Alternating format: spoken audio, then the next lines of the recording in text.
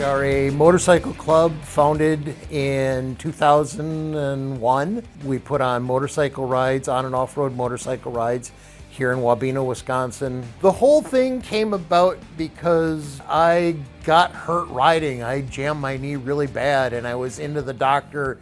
My knee got to the point where I couldn't kickstart my old motorcycle and I had to buy an old guy's bike that had electric start, and that was just crushing to me because I enjoyed riding. I enjoyed being with the guys. So it's kind of like, well, I'm gonna start my own ride and then I can invite all my friends to come over and ride.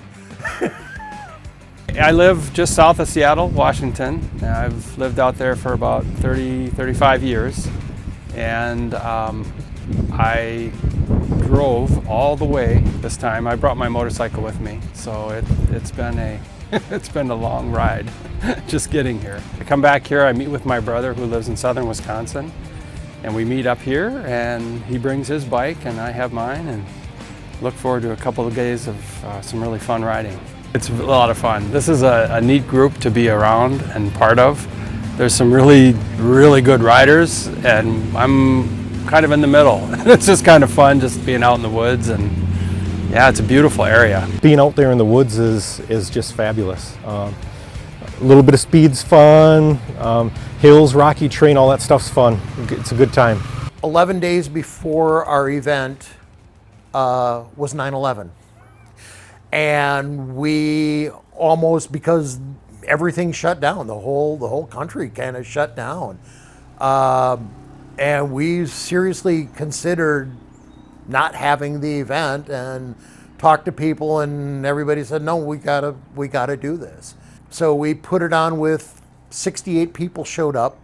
My cousins that owned a nursing home did the chili for us and got sandwiches together, and Mom and Dad and Aunt and Uncle took it all out to the Marinette County Goodman Park facility, and that's where we had lunch, and it's kind of just gotten out of hand from there.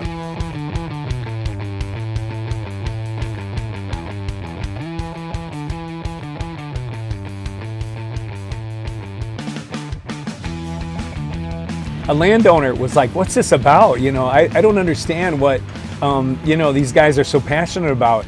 And he saw some of the first people riding out of his property for the first time. And he's like, oh my God, I could see the joy in their face. The off-road sections are pretty amazing when you think about these are private landowners that have donated their property, at least their use of their property, for these events. We do this in Wabeno. My father was born here in town, and this has always been my happy place, where I came to hang out with all my cousins and family and hunt and fish and snowmobile. When we started talking about starting an event, it was kind of like Wabeno was going to be the place because I wanted to give back.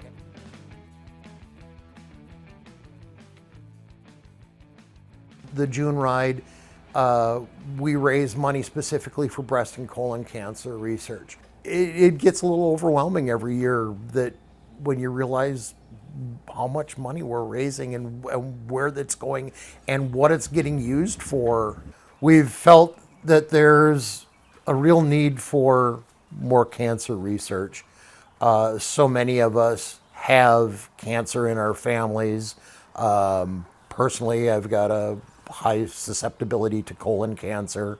My wife's family is very breast cancer. And we've got several club members who've lost family members due to different types of cancers. And there's just, you want to do what's good and what's right. John had asked me to come up and be part of this, and we've been coming up for about 10 years now.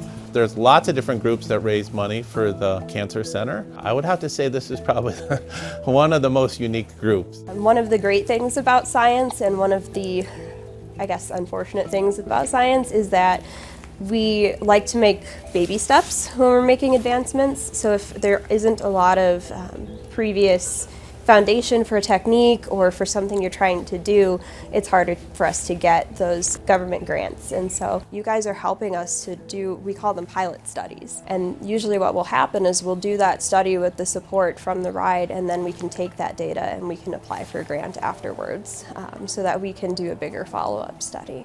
And then we can publish on that as well, and that's something else that you've helped us to do is pay for publication costs, because we get charged to put our research out there, and it has to get put out into the world so that other researchers can learn from what we're doing and do follow-up experiments as well. It's so important to fund research, lots of different research, because we don't know exactly what's going to be the thing that's going to lead to the cure for cancer. There's all these findings that we come across that don't seem like the connections are there when we first find them, but over years, Maggie will come along and she'll figure out how they connect. People say everyone has a cancer story, but hearing the cancer stories from the people that are participating in this ride and hearing why they're so driven to participate is one of the reasons that not only we can continue to work as hard as we are, but it's really a big reason for me as a graduate student that I can continue to get up every day and push through all of the hard work that I have to do. And getting to spend the time up here with everyone that's working so hard to fundraise for us is very meaningful and impactful. The September ride, we do that just to benefactor local good causes. We have given to anybody and everybody. When the more young people we can get involved, the better. There's a lot of people in my age group and not a lot of 20-year-olds, unfortunately. So we need more of that. What it feels like to be a female rider. Really cool. I do kind of feel like I'm inspiring my friends to do this a little more. When I bring it up to them, they're just like, oh yeah, that seems really cool. I mean, how do I get started into it? Or can you teach me how to ride clutch? I mean, of course, 100%. Come on, do it with me, man. I want more female riders out there. Anytime I sent out an email or we did a publication or information about the event, I just closed it with, come on up to Wabeno, Wisconsin, the dual sport capital of the world. Eventually, when you started Googling dual sport capital of the world, Wabeno was like at 7th or 8th on the list. And it kept ticking up, got to 5 and basically stalled out. The company that does the banners for our events did a banner for the entire billboard on the south end of town and said, welcome to Wabeno, dual sport capital of the world. Apparently enough people saw that and Googled dual sport capital of the world that it bounced us from 5th to 1st in 3 days. So we are just, because I said so, the dual sport capital of the world. My wife Sue started saying it first when we were coming up to an event weekend and people would ask, you know, what are you doing this weekend?